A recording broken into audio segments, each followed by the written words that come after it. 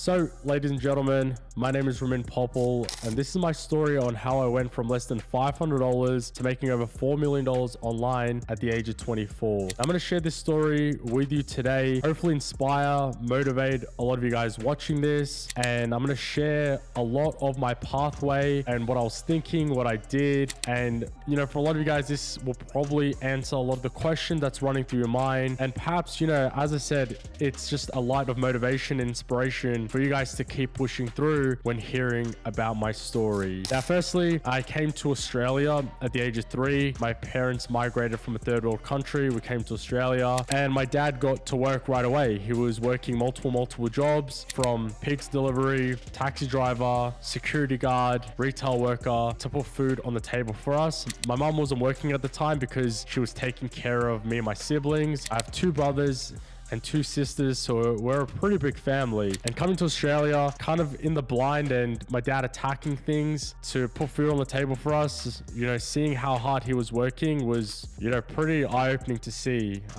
He would come home at like 11 p.m. and then he'd be back to work at like 4 or 5 a.m. and some weeks I wouldn't even see him because I'd go to bed early because of school, and by the time I'd wake up he would already be left to work. Now, we weren't upper class, we weren't lower class. I would say we were like just below middle class, where we didn't get to have everything that we wanted, but we got by with things. So we're in that kind of sweet spot where, like I said, we weren't struggling bad because my dad was working incredibly hard. Now, fast track to the age of 8-9 years old, my dad used to go garage sailing, and this was before it was called by Gary Vee, and we used to go there, and I used to go with him because it was on a Saturday morning and I didn't have school. So I'd go with him, and he would negotiate with these people, and he would buy these products at a lower price. And when we would buy them, the next day we'd go to the market, would set up our station, and we'd put all the products on the table, and then would sell them at a high price. And being around that for 1-2 years, I understood the concept of buying low and selling high. It's a simple concept, but there's a lot of nuances into it. Now, my dad treated it like a side hustle because he just wanted extra cash through the door to help our family more and more. So when it came to the age of 13, that is when I got my first phone. And at the time as well, when I got my phone, that was a big moment because I didn't think I was going to get a phone until I was like 15 or 16 because they were very, very expensive at the time. So when I got my phone, the first thing that I kind of downloaded and was trying to figure out was how could I buy some products for low and sell for high, because I wanted to make some money too now that I had a phone. And that's when eBay came around. And I was selling phone cases at the age of 13. So this was about 2012 when phone cases were literally starting to trend. A lot of people were like jumping on it. This was prime time to sell phone cases. And I made some money on eBay. People were buying my product, so I'd buy from, I'm pretty sure it was AliExpress for a low price, and then I'd sell on eBay for a high price. I made a couple $100s. I never took it too seriously, firstly because I didn't think you could make an income or a career out of this, because my dad treated it like a side hustle, so I was just treating it like a side hustle too. And I was making a bit of money, but my focus at the time was tennis. I wanted to become a professional tennis player. Firstly, I loved the sport. Second, I just saw the amount of money that a tennis player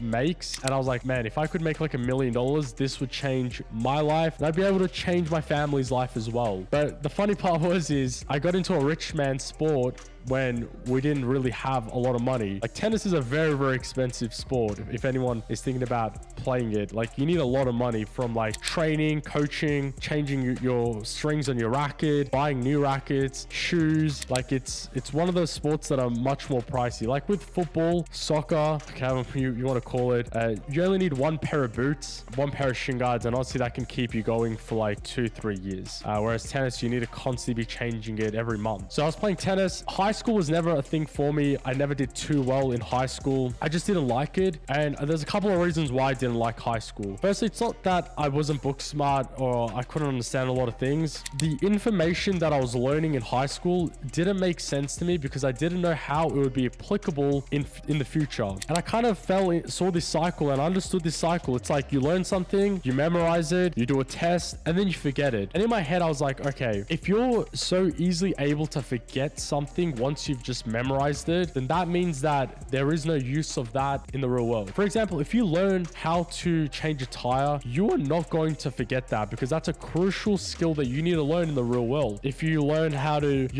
mow the lawn, you're not going to forget that, because that is what you need to learn in the real world. Whereas a lot of the subjects and a lot of the things that we're learning in high school, I just didn't see how we would use that in the future onwards. So I was doing completely terrible at high school, not doing too well. At the age of 16, I came across Shopify. Once again, I didn't think these online businesses were something that you could do full time. And not only did I come across Shopify, but I also started an Instagram theme page. If you don't know what an Instagram theme page is, it's where you launch an Instagram page where it's not your face and it's in a particular niche. So you could do health, motivation, entrepreneurship, gym, and you post content and people like, interact with it, and they follow you. So with my Shopify store, I was selling his and hers watches. This was about 2015. So this was prime time once again to sell watches. If I was to go back and, I don't really like talking about this stuff because it's like you can't do anything about it, but I could have cleaned up because I sold iPhone cases at the prime time and I sold watches at the prime time. Now it's saturated. If you want to sell any of those two, I'd recommend staying away from them. But so I sold his and hers watches. I put in $1 or $2 into Facebook ads and it would make like $30, $40 back. And this is when I just kind of dabbled into Facebook ads. And I couldn't really spend a lot just simply because I didn't have a lot of money to play around with. Like my parents would give me like $50 a month to kind of like just have to be spending around. So there was not a lot of money that I could kind of spend. And on the other hand, I started an Instagram theme page in the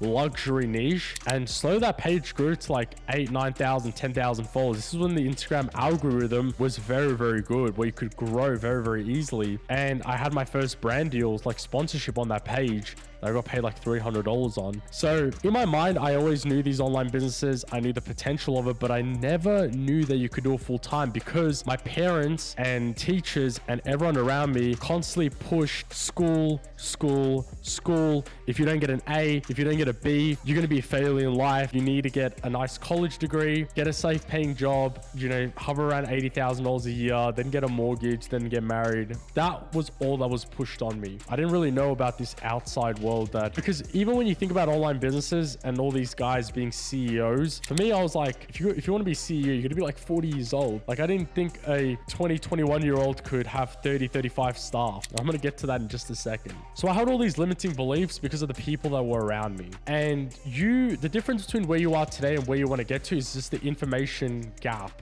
You're missing something, you don't know something. And it's not because of your age or experience, where you're from. Trust me, none of that completely matters. It's just the information bridge gap. That's what you're lacking. And for me, the information that I lacked was that how do you become an entrepreneur? How do you make more than 80 grand a year? How do you live a life of freedom? And because of the people that I was around, the information that I was intaking, that was all that I knew of. So it comes to around 17 years old, 18 years old. I'm in my final year of school and I'm just dreading it. I hate it. So I'm like looking into these online businesses a little bit more. I'm doing some stuff on eBay, doing some stuff on Shopify. I've got my theme pages running as well. But once again, didn't think it would be a full-time income. So fast track to turning 18 years old, I was very good friends with a girl who is a tennis player. I knew her from tennis, and she was dating this rich guy. So I kind of got a glimpse of the rich lifestyle based through him. I'd see his beachfront villa, and it's crazy because today I'm literally sitting in my apartment beachfront, and then he had supercars in his garage, and I was looking at all of this, and I was also seeing the way that these people would talk. All that they will talk about is opportunities, how to make money, how to improve their life, how do you get better, how do you get more connections, how do you get more network. They don't tolerate excuses. Like if you say an excuse, they'll bounce back with, all right, you can do this, you can do that. Whereas when I go back to my neighborhood where people weren't well off, all it was every day is complaining, excuses, oh, this isn't working, complaining about the government, all of this sort of stuff. So for me, I saw both spectrums and both sides. And I was like, at the age of 18, I was like, all right, I got to make a decision. Do I want to be part of the rich people, or do I want to be part of the people who live a mediocre life and all they do is complain all day?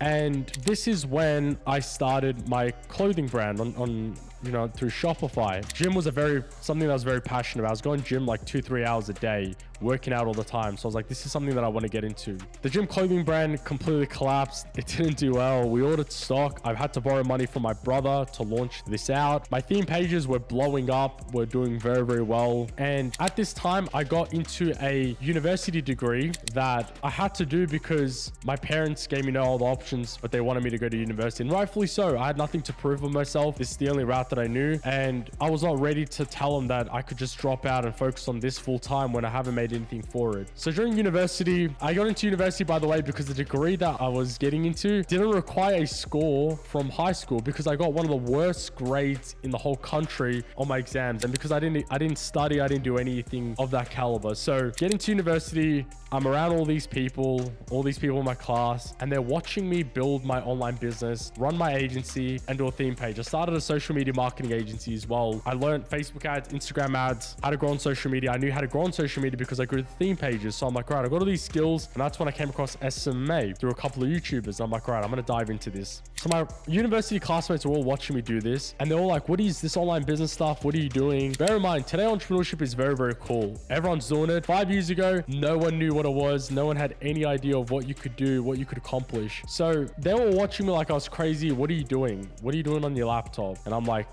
just trust me. I'm going to be rich one day. I'm going to make all this work. So during university class breaks, I'd be cold calling businesses. I'd be working on my Shopify stores. I'd be running my theme pages. And during class as well, I'd be working on those too. And thankfully, I had some people in the class that were giving me the answers to pass my subjects. So my theme page was bringing me in some income, nothing crazy, about $1,000, $2,000 a month. My agency was bringing me in about $4,000 a month. I signed a client, and then I signed another client, and my agency got to about $6,000 a month. And then my Shopify store started getting to $500 a day. And bear in mind, I just turned 19 at that point, and I'm like, whoa.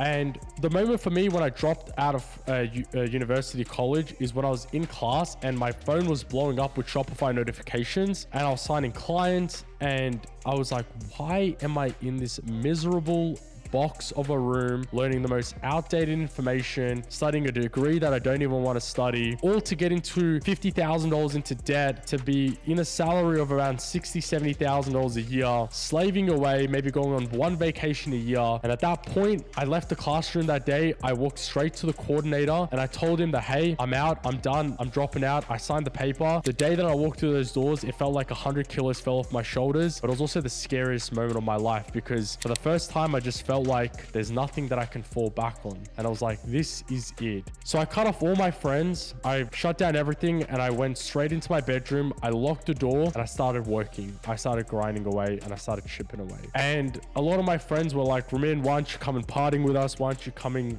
out with us? Firstly, I didn't have any money to even go and enjoy these restaurants properly. I didn't really have any money to even go and enjoy these partings at all. So I was like, why don't I put my head down for a year and a half, 2 years, however long it takes, build myself up, and then when I go party, I do it properly. So I'm 19. My theme page is running. My theme page got to 40,000 followers. My Shopify store was doing about $1,000 a day. My agency was doing around $6,000 a month. And I was juggling a lot of things. Now, the agency was absolutely killing me, by the way, because clients were always calling me, what's going on here? What's going on there? What's happening here? By the way, the agency taught me a lot of things. Cold calling. I would literally drive to business owners' locations and I'd be this 19-year-old and I was wearing a sweater. I was trying to look old and I'd be showing them how I could help their business go from where it was to where they want to get to, and how social media is crucial to do that. Nowadays, you don't even have to explain to business owners that they need to be on social media. It's an easy sell. But back then it was so difficult to sell these business owners that social media is the wave. And it was so hard to convince these business owners. And I'm like, why am I helping these business owners grow their businesses when I can implement everything and blow my businesses up? Because I have the belief, I know the knowledge, I know everything. So that's when I shut down my agency. It was doing around $6,000 a month. And I went all in on two of the best things that I knew: Shopify and Instagram theme pages. I grew my Instagram theme page, to over 300,000 followers. That was just growing. And I was making money through that by selling digital products through the link in bio, shout outs on that page, promos like people were paying for. And my Shopify stores were doing thousands of dollars every single day. And this was when I turned 20 years old. Now, bear in mind, I didn't just jump to these numbers. I was working relentlessly every single day on my businesses to make all of this happen. And I didn't tell my parents that I dropped out because I was scared. Like, I didn't want them to like kick me out of the house or like be so angry at me and be like, what am I doing with my life? But one thing that I did have throughout this whole process is determination. I had consistency, discipline. I would literally wake up and I'd maybe have like not a lot of money in my account. I'm literally making about like 10 grand, 8 grand a month. And I would be meditating and I'd be visualizing millions of dollars. And I'd be like, I'm going to make this one day. You know, a lot of people doubted me in the process. A lot of friends, a lot of family told me that it wasn't going to work. And the difficult part about all of that entire process was that entrepreneurship is so hard already. And for family and friends and everyone to tell you that it's not going to work and they're giving it so hard to you at the time where you need support the most, that was very, very difficult. So I had to push through all that mental barrier. Today, you guys have it so great because people are willing to support you, because entrepreneurship is something that people know about, they understand. But back then it was very, very difficult. And I had to push through a lot of that. There was a lot of nights where I couldn't sleep because I didn't know if what I was doing was going to work out or not. And, you know, I went through a lot in the process to get to the 6-figure a month. And I got to that at 20 years old. And then at 21 years old, you know, I hit my first $100,000 a month. And that's when I crossed over $1 million in sales. And, you know, I went to Dubai, I got my residencies out there, drove my supercars. And that's when I felt like at that point, I've proved myself to my family, to my friends, to the people around me. And I was like, wow, I really did it. Now, honestly, I didn't think I was going to ever get to that point that quick. I thought it was going to take me many, many years, a lot more struggles. Although I did go through 2.5 years and when I say I was working, when I tell you I was working from the moment I woke up to the moment I slept, I didn't see anyone. I didn't text anyone. I didn't see any girls. I didn't go out. I didn't party. I did nothing. I literally put in blood, sweat, and tears for those entire 2.5 years. I gave it my absolute all, to the point where people were looking at me like I was delusional and crazy. And I was like, so be it. I'm going to be sitting in the Lambo one day. I'm going to be driving that. And the belief that I had was so powerful. I knew my vision. I was locked in. I stayed focused, and I was going to make it happen one way or another. There was nothing that was going to come in the way of making all of that happen. And part of the way that I got a lot of this discipline, this hard work, is I've always been very disciplined in my life because I used to play tennis. And although I didn't make it as a professional tennis player, there's a lot of things that I learned from that. Is that one, when you think you're working hard, you're not really working as hard as you think you could be. And that's what I noticed through tennis. And when I came into business, I made sure that I was working damn fucking hard. Second, I realized through tennis is that you need to be working smart. So what did I do? In business, I make sure I work smart as hell, because sure, working hard is important, but working smart is more important. And third, I realized with tennis is that you need to show up every single day if you want to be the best. So that's what I made sure I did in business. So all the stuff that I lacked in within tennis, I brought into business. And, you know, that's how I was able to see success. I was also in the right opportunities, the right vehicles. And, you know, today I'm sitting at 24 years old. You know, by the way, at 21 years old, I brought a Mercedes-Benz, $150,000. My dad always wanted to buy me a car, but I always refused to get a car from him because of the fact that I wanted to buy my own car. I wanted to work for my own money. I've never had a 9-to-5 job simply because of the fact that I refused to take a paycheck from someone. And no, I didn't read Rich Dad, Poor Dad and then apply from that. Just in me, just knew that I could accomplish more, I could do more, and I could build something great. So I didn't want to go work for someone else. I wanted to figure out how could I make money on my own. And then at the age of 21, $150,000 Mercedes. At the age of 22, I moved into a $4.8 million house that I was renting. I was paying around 8 to 10 grand a month for rent on that place. And my businesses were making $100,000 every single month. I traveled around the entire world. I've connected and networked with some of the greatest entrepreneurs. I met Patrick Bet-David, connected with him, and so many more and more entrepreneurs out there in the world. And you know, when I really thought about this, I thought about this actually 4 months ago. If I was to listen to every single person that told me that my dreams, my goals, the stuff that I was in wasn't going to work out, that I should have stayed in university, that I should have got a safe 9-to-5 job, I would not have made millions of dollars online. I would have not have experienced and made all these incredible memories, built these amazing businesses, impacted millions and millions of people. I would have not have accomplished this stuff. And now when like someone tells me like, I don't know if I should do this, fucking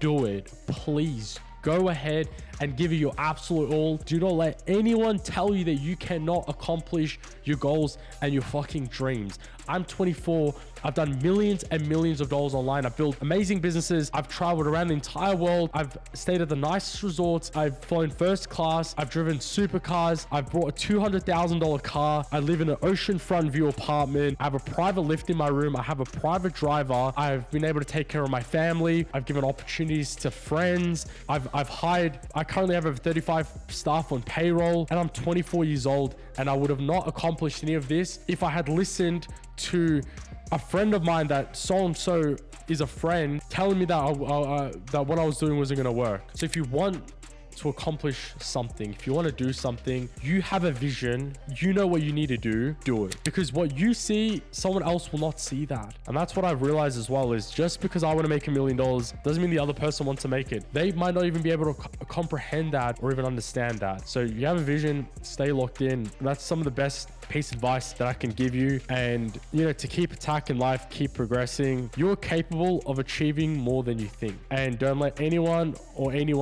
hold you back from achieving your goals and dreams. Guys, that's my story, from less than $500 to making over $4 million online. I hope my story, my journey inspired and impacted you. Look, at the end of the day, no one's special. I didn't grow up with a lot of money. I didn't grow up with any opportunities. I didn't get anything handed to me. I didn't work and start out with a lot of money. I didn't do well in high school. I dropped out of college, and I went on to make this all work and make something out for myself. And when I tell you that you can achieve anything that you truly want, I'm literally telling you that you can. So go out there. As always, I believe in each and every single one of you guys. I'll see you guys in the next video.